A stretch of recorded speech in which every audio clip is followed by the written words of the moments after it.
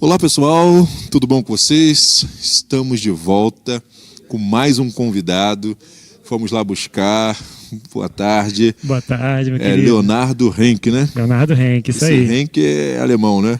Dizem que eu não conheço a origem, né? Era do meu avô. Meu avô não era alemão, não, mas dizem que é. É, porque é diferente, né? Mas.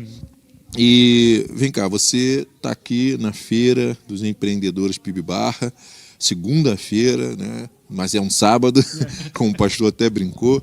E a gente já tivemos um ano passado, que foi lá dentro do quiosque, apertadinho, 40 e poucos, 45 empreendedores, só que esse ano trouxemos para o pátio, para o campo, ficou uma coisa bem, bem legal e você está participando conosco. Como é que foi essa tua chegada para participar esse ano conosco, Léo? Primeiramente, agradecer a oportunidade e o convite, né, de estar participando dessa feira. Para a gente é um momento muito especial.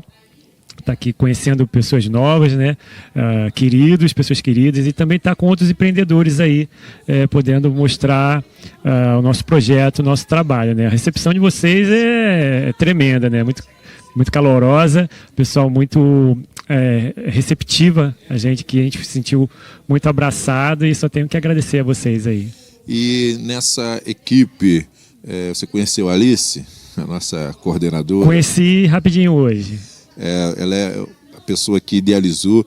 Ano passado, só para você entender, começou com uma exposição que iam ser de pessoas que fizeram um curso de artesanato. Elas iam fazer, o Ministério Viva a Vida, que ela lidera, iam fazer uma pequena exposição das artes, né, do que eles fizeram ali. Só que ela tem uma energia assim fora do comum. E aí começou todo mundo, poxa, mas eu quero participar, eu quero expor meu produto. E aí acabou virando a feira. E aí o pastor, depois que viu, falou, poxa, se tivesse dito que seria assim, a gente traria também ação social.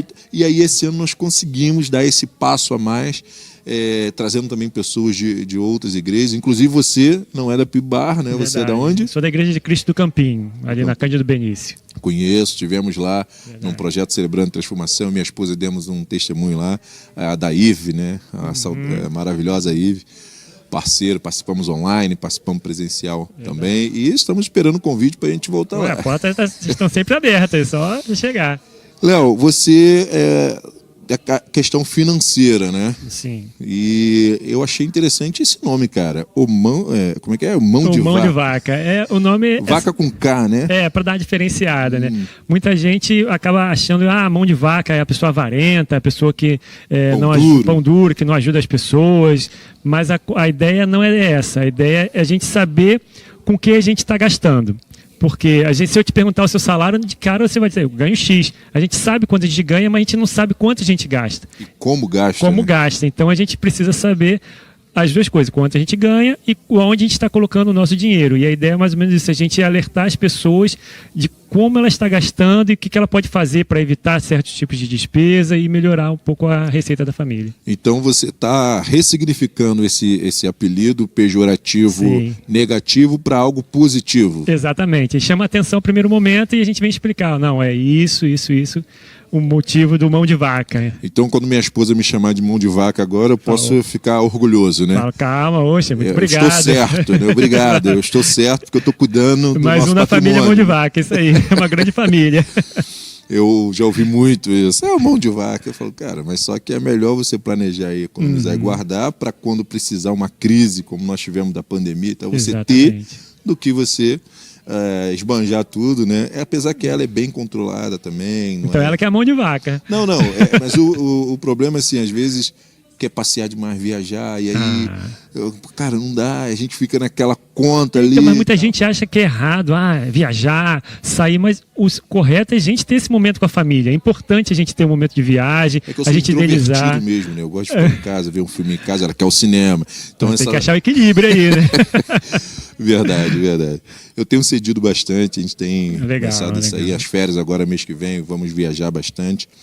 graças ao bom Deus. E que projeto é esse? Quanto tempo? Como é que surgiu? Me fala um pouco desse teu projeto. Então, o Mão de Vaca ele surgiu da necessidade de pessoas próximas. Elas viam como a minha família, a gente cuida do dinheiro. Fala, dá uma dica aí de como vocês fazem, como é que... O que a gente pode fazer para melhorar no nosso financeiro? Aí a gente começou um perfil no Instagram e lá a gente grava alguns vídeos, bota algumas informações, algumas dicas de como as pessoas podem melhorar a sua vida financeira e a vida financeira da sua família. E aí com isso surgiu o perfil, a gente coloca lá e também a consultoria Mão de Vaca, que é a ideia de aquelas pessoas que veem necessidade, estão precisando melhorar, reconhecem. Primeiramente precisa reconhecer, nossa, eu estou com um problema financeiro e procurar. Quando a gente está doente, a gente procura um médico. O dente doer, a gente vai procurar um dentista.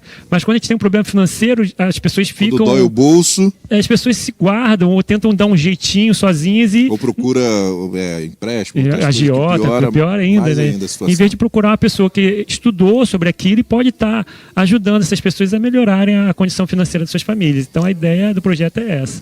E você diria que é custo, é investimento? Como é que você colocaria essa questão de uma pessoa te procurar para pagar um valor, para receber essas orientações e elas depois conseguir melhorar a sua própria vida? Como é que você colocaria isso? Quanto que é? Se você pode falar ou não? Ou te procura lá no direct, no Instagram? Não, fica à vontade aí para falar sobre essa parte da consultoria. Quanto que a pessoa teria que fazer de investimento? Eu costumo fazer a analogia como sendo um médico, por diversos motivos, né? Porque o tema financeiro é um tema sensível, né? Você não expõe o seu salário, suas despesas para qualquer um. Sim. Então lá a gente começa a dizer que é aquele, eu esqueci o nome que se dá, aquela sigilo paciente médico. Então a gente, inicialmente a pessoa se propõe, eu preciso fazer, eu quero fazer, porque eu estou passando um problema, estou com dívidas e quero melhorar de tal forma, ela conversa comigo, a gente senta, aí eu passo um formulário para a pessoa preencher, ela bota todas as informações dela, de receita, despesas, de sonhos que ela tem, o que ela almeja alcançar, e aí daquilo ali eu faço toda uma análise.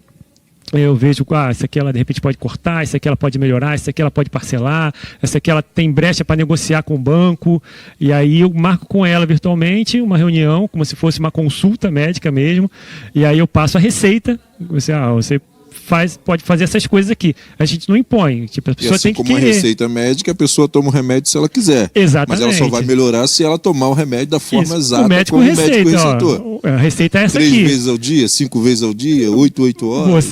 O ideal é você tomar para você melhorar. Você pode tomar e melhorar, ou você não pode não comprar, não quero, eu quero continuar do jeito que está. Aí a opção da pessoa. Mas a gente fala isso, e aí depois de um mês, aí a gente marca a consulta de retorno, para saber como é que está, se tem melhorado, as coisas têm andado. Os sintomas diminuíram, exatamente. aumentaram. Então é como se fosse uma consulta médica. Pô, legal. E aí, a minha ideia não é, eu vejo pessoas por aí cobrando muito mais caro, já vi R$2.500, R$3.500 por uma consultoria dessa. A ideia é, eu cobro 2 parcelas de R$125, que é bem para cobrir os custos ali, porque eu preciso de algumas ferramentas, que eu faço uma apresentação bonitinha para a pessoa poder explicar algo bem lúdico, visual. Aquilo que as pessoas não pagam, não sente que saiu, que ela investiu, elas não levam a sério. Não dá valor, né? Não dá valor. Exatamente. E aí é um custo mais simbólico, e também não adianta a gente cobrar muito, que a pessoa está precisando, está passando uma necessidade. Aí chega lá, um valor que às vezes vai ser muito difícil da pessoa e vai pegar um empréstimo para pagar, não faz o menor sentido. Então, é algo mais simbólico e que acaba, a pessoa... Eu acabo mostrando, se você ficar 2 finais de semana sem ir lanchar na rua, você consegue pagar aquela situação. Então, é mais buscando ajudar as famílias mesmo. Então, você diria assim, que quem precisa te procurar é quem está com um problema ali, bem complicado, quase insolúvel, ou até aquela pessoa que a vida financeira estaria tranquila na visão dela, tá bem, mas ela tem um sonho de ir para Disney, fazer alguma coisa, ir para a Europa. Essa pessoa que até acha que vive uma vida equilibrada ali, normal, mas que também é sempre aquele pão nosso de cada dia. Ela não tem nem prejuízo nem fartura. Você consegue ajudar essa pessoa também mais tranquila assim e tal, que a realizar um sonho a médio longo prazo também? Claro, a gente consegue atender todos os tipos de situações, né? Geralmente a pessoa que está mais endividada, está com a corda no pescoço, é aquela que vai correr mais atrás, Sim. que está na emergência, que vai correr mais atrás do médico. Mas aquela pessoa, tipo assim, quem está de fora, ela consegue enxergar melhor, muitas vezes, quem está de dentro. Porque você está naquela rotina, tipo, recebi, paguei minhas contas e tal, você às vezes não consegue enxergar o que pode ser feito ali por trás, tipo assim, poxa, às vezes está sobrando pouco. Óbvio ali, né? Às vezes está bem, mas a gente não consegue mesmo Teve um enxergar. caso de uma pessoa, tipo, que ela pagava 5 dias na semana para ir na academia. Aí, quantas vezes na semana você vai? Eu vou 2. Mas tem alguma vez você foi as 5 vezes na academia? Não. Então por que você paga 5? Você pode pegar um plano que seja 2 ou 3 vezes na semana. Ah, é verdade. É tipo assim, um estalo que a pessoa às vezes não teve, mas a gente conversando ali, aí a pessoa, é verdade, eu posso fazer isso. E aí com esse dinheiro que sobra, ela consegue realizar um sonho, uma viagem, algo que esteja desejando. Mas assim, numa pergunta mais filosófica, né? Saindo aqui da feira agora, entrando numa questão mais filosófica, eu entendo que no Brasil, falando de Brasil, de país Brasil, não há um incentivo na escola de ensinar sobre finanças, sobre direitos. Parece que é feito para vivermos num país da dependência, do penduricário, das bolsas, das esmolas governamentais. E isso é intencional para você? É uma questão de política de país, de manter a população? Porque na sua visão, por que não se fala isso nas escolas? Não se ensina economia, economizar, finanças, investimentos nas nossas escolas públicas? Óbvio que tem particulares por aí que devem ensinar. Os filhos dos milionários devem estudar escolas, né, que tenha isso. Mas sim. No geral, né, na pública ali, eu, pelo menos, nunca tive, não sei se você teve na escola regular. Nunca tive. Então, isso seria o que, na sua visão, assim, mais filosoficamente mesmo? Eu acho que acaba sendo um problema cultural e política, né? Tornar a pessoa dependente de uma Bolsa Família, eu entendo que deveria ser algo momentâneo. A pessoa está passando necessidade, recebe um seguro-desemprego, uma Bolsa Família, até conseguir uma recolocação para a pessoa tocar a vida com suas próprias pernas, né? Não é dar o peixe, mas ensinar a pessoa a pescar, né? Perfeito. Eu acho que é mais interessante, e eu vejo que as autoridades não estão interessadas a ensinar as pessoas a buscarem... serem independentes, né? Isso aí, é mais fácil torná-la dependente e, ir manobrando as pessoas para os fins políticos que eles querem, né? Eu posso dizer, eu fiz administração, sou formado em administração, pós-graduado em finanças, mas nenhuma dessa trajetória de estudo que eu tive, nada veio para ensinar como eu administrasse a minha casa, a minha renda. Eu sei administrar a empresa, mas não ensinava a gente a administrar a sua casa. E é diferente da sua visão, uma administração macro para uma micro, assim, tão peculiar? Acaba não mudando tanto, mas tem nuances, né? A administração, eles ensinam 4 pilares, que é planejar, organizar, dirigir e controlar. A gente já consegue fazer uma adaptação, de planejar. A gente precisa de um plano, eu vou viajar, preciso de um mapa. Eu preciso me organizar. Se eu vou viajar, eu preciso botar gasolina, fazer as malas. E aí a gente tem a parte de organizar, e o de dirigir e controlar da administração seria a perseverança. A gente perseverar naquilo que a gente começou. Se a gente começou a fazer uma planilha, a gente dá sequência. Todo mês ali é um tijolinho que a gente vai colocando na nossa organização financeira. Então, a gente observa, né, que já que a escola não cumpre o seu papel, depender do governo, ele quer que a gente fique dependente dele, não que tenhamos a nossa independência financeira. Então, sobra a igreja. Somos cristãos, temos orientações para os nossos pastores e tal, mas na sua visão, o ensinamento sobre finanças na igreja está bom? Deve ter mais? Como é que você vê essa questão? Porque tem muitos cristãos endividados. Né? Então o camarada fica, pela teologia da prosperidade, ele fica se sentindo que está em maldição, que está em pecado, e a gente sabe que não é nada disso. É falta de administração, de educação financeira mesmo. Não tem nada a ver do diabo devorador em muitos casos. Em alguns casos até pode ser, mas na maioria dos casos não. Então, você acha que a igreja precisa ter mais ou tá bom? Como é que você vê essa visão, tem essa visão assim, sobre a educação financeira dentro das igrejas? Ela está cumprindo esse papel da ausência da educação e do Estado? A igreja tem cumprido ou precisa melhorar ainda mais? Eu acho que precisa melhorar e precisa dar mais luz, dar mais clareza ao assunto, porque tem igreja que ensina a barganhar com Deus. Eu vou lá ofertar porque Deus vai me dar em dobro, eu vou dar isso aqui. Às vezes a pessoa não tem condição, vou dar tudo que eu tenho porque Deus vai me dar em dobro, aí eu vou conseguir pagar minhas dívidas, vou conseguir melhorar de vida. E não é assim, a gente não está barganhando com Deus, né? Deus previamente já nos deu aquilo. Se você tem sua vida, primeiramente ele deu Jesus para nos salvar, mas se você tem vida, se você tem saúde, tem condições de trabalhar, ele já está te dando ferramentas para você ter seu sustento. O sol e a chuva nascem para exatamente. Justo, então, injusto. E na Bíblia a gente vê diversos personagens ali de bons governadores como José do Egito. A gente consegue ver vários provérbios ensinando como a gente deve tratar o dinheiro, a não ser fiador dos outros, porque a gente acaba se dando mal. Então a igreja tem as ferramentas e pode trazer mais luz sobre esse assunto. E realmente eu vejo muita gente dentro da igreja passando dificuldade por não estar colocando em prática o que a gente pode estar aprendendo na própria palavra de Deus. E assim, Deus ele já te dá tudo. Aí você está fazendo tudo errado, não está cumprindo os princípios. Tem até uma lei, né, uma fala aí entre os pregadores que a gente sempre repete e que é verdade. Quem quebra princípio, o princípio depois te quebrará. Faz sentido. E nessa área financeira, não adianta a pessoa quebrar o princípio de guardar.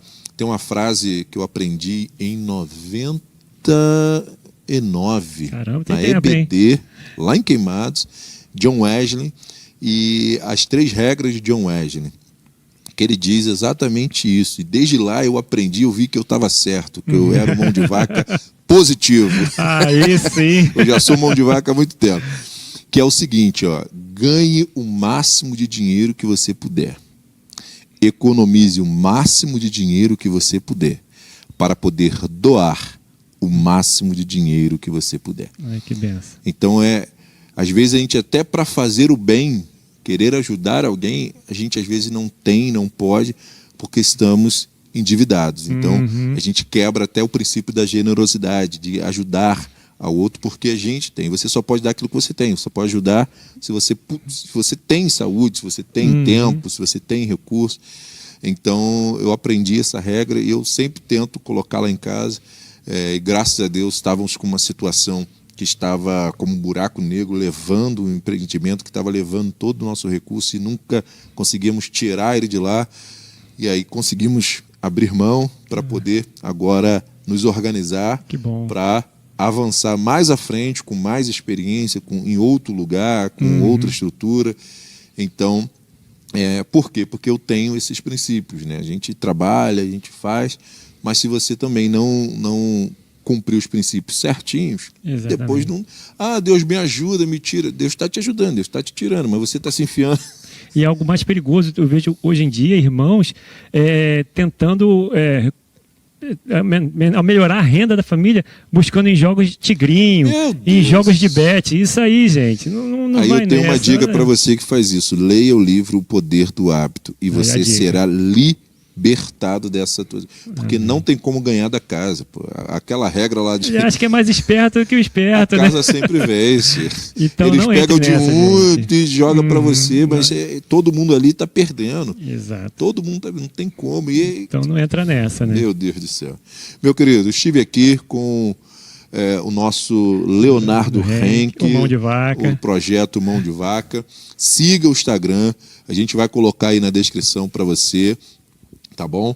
E quero te agradecer, meu amigo. Obrigado pela oportunidade aí. Curta muito aí a feira. Ano que vem teremos de novo. Amém. E espero que você esteja com novas histórias, novas experiências, novas orientações. E, Léo, atendi tantas pessoas. Quero muito sucesso, porque o teu sucesso de atendimento significa que do outro lado tem pessoas sendo atendidas, ajudadas e melhorando de vida e a vida da sua família. Com certeza. Muito obrigado, gente, pela mais oportunidade. Mais uma vez, minha mão aqui, um agradecimento. Manda um abração lá do teu pastor, para a igreja, para a Ive. Tá bom? Obrigado. Vamos daqui a pouco receber mais um convidado e fique conosco.